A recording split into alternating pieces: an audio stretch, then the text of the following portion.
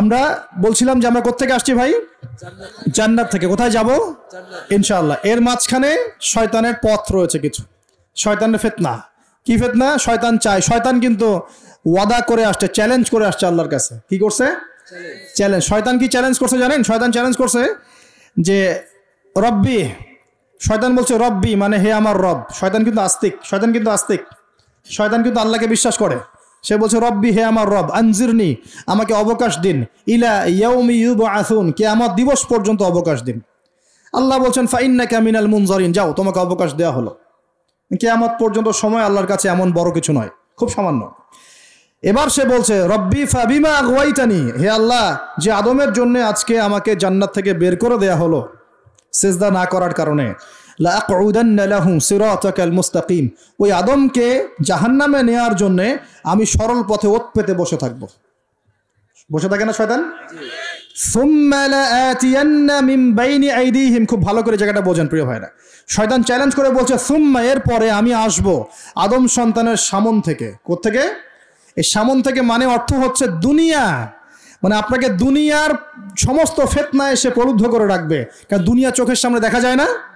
দেখা যায়। দুনিয়ার অভাবের ধোঁকা দিবে, বেকারত্বের ধোঁকা দিবে, হতাশা, এইটা সেইটা, স্বামী স্ত্রীর ফিতনা, পরিবারের ফিতনা, সামাজিক ফিতনা, আপনাকে দুনিয়ার এই ফিতনা এসে ব্যস্ত রাখবে, রাখে না? এটা হচ্ছে সামন থেকে আসা। ওয়ামিন খালফিহিম, পিছন থেকে আসবো।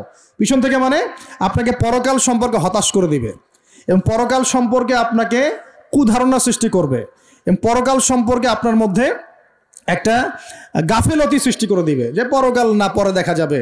হ্যাঁ, পিছনে কি আছে? পরকাল না? পিছনটা পরকাল। তো পরকাল আসবে যখন তখন দেখা যাবে। হ্যাঁ, বৃদ্ধ হলে তখন তওবা করে নিব, এখনো কি তাড়াহুড়ার কি আছে, পরে দেখা যাবে শেষ বয়সে। এরকম করে আপনাকে ভুলিয়ে ভালিয়ে রাখবে পিছন থেকে।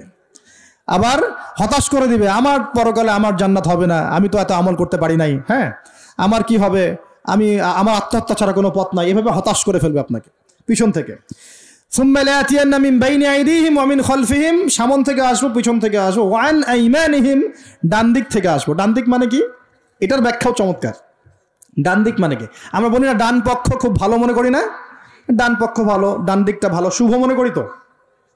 ডান দিক হচ্ছে আপনাকে নেক্সট সুরতে সে ধোকায় ফেলবে। ডান দিক মানে কি? নেক্সট সুরতে ধোকায় ফেলবে। মনে কর ডান দিক মানে ভালো, মানে আপনি নামাজ পড়ছেন কিন্তু নামাজের মধ্যে শিরিক ঢুকাই দিবে। মানুষ দেখতেছে ভালো করে নামাজ পড়ি, নামাজ যাকাত দিচ্ছেন, দান সৎকা করছেন, মনের মধ্যে রিয়া ঢুকাই দেবে। ভালো কাজই তো করছে, ঠিক আছে? মানে হ্যাঁ, এটাও ঠিক।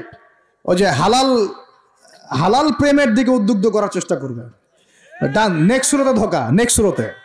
হ্যাঁ, নেক্সট মানে আলেম হয়েছে মানুষ, সবাই একদম বড় বক্তা আলেম সব বলছে, মনের মধ্যে অহংকার, নেক্সট সুরতে ধোকা, ঠিক আছে?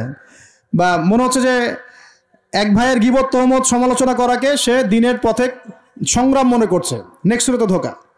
হ্যাঁ, এক ভাইয়ের সমালোচনা করা, গীবত করা, তার চরিত্র উদ্ধার করে ফেলা, এটাকে সে মনে করছে যে দিনের জন্যই করছে, ঠিক আছে? নেক্সট সুরতে ধোকা। নেক্সট সুরতে, ডান দিক থেকে মানে কি?